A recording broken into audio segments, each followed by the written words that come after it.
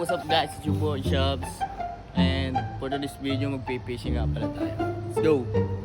At ayun, wala nang paligoy-ligoy, umalis na nga pala kami sa bahay dyan guys. 2:30 na nga pala ng mga oras na to at alas 3 nga pala yung pina-schedule ni Papa na boot para makapag-fishing kami. Kaya nagmadali kaming umalis. Akala ko nga hindi na kami matutuloy kasi kanina ulan ng ulan. Pero solid guys, maya bigla na lang tumila tapos umanda yung panahon, uminit bigla. Talagang pinagbigyan kami mag-fishing sa araw na ito. Fast forward guys, nandito na nga pala kami sa arkilahan ng mga boat. Kali inayos nga lang pala namin dyan yung gagamitin namin panghuli. At ito nga cooler na to guys ang gagamitin namin lalagyan ng mga mahuhuli naming isda. Nung ready na daw yung boat ay pinapunta na kami agad dun. Kaya tamang lakad kami dyan guys papunta dun sa boat. Medyo excited na kabado nga tayo dito guys kasi first time nga pala natin magpipishing dito. At yan nga pala yung boat na sasakyan natin. Yan yung nasa pinakang una. $20 ang isa nga pala kung ikisasakay dito. Sumakay na nga ako agad dyan guys at dito ako pepesto sa may bandang likod. At nung makasakay na nga lahat ay diretso alis na nga pala kami.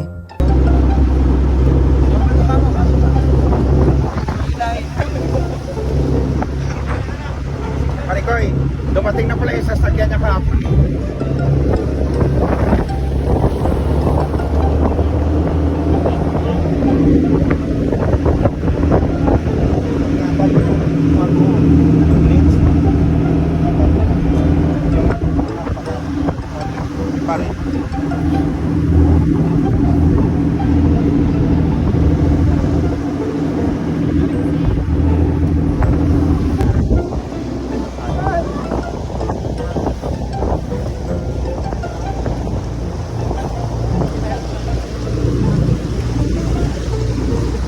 Marami din nga palang namimingwit dito guys, hindi lang nga pala kami. Dari paluwas ka? Taggas? At nung nandito na nga pala kami sa spot guys, nagbaba na nga pala ako ng aking pamingwit dyan.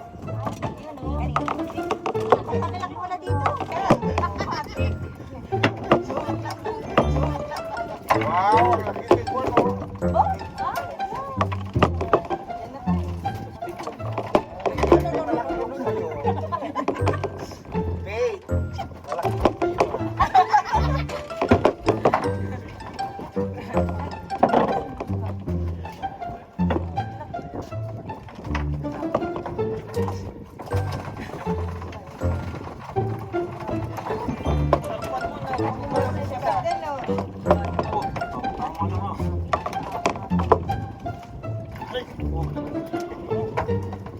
ba yan? Yung isang malaki ng puno.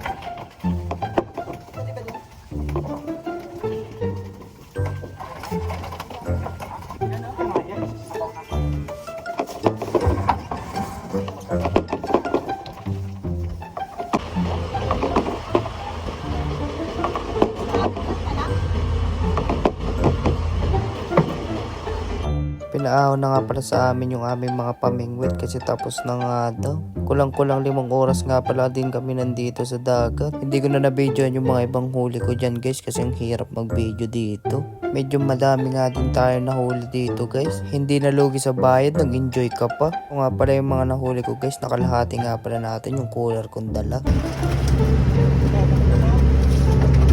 Nilinisan na nga rin pala namin ito dito para tanggal na yung mga dumi-dumi. Bilangin ko na. Ay, hindi, magagamitin. Bale, ito nga pala yung nahuli namin ni na Papa. Munti ka na nga mapuno yung dala-dala naming malaking cooler. Hanggang dito na lang muna siguro.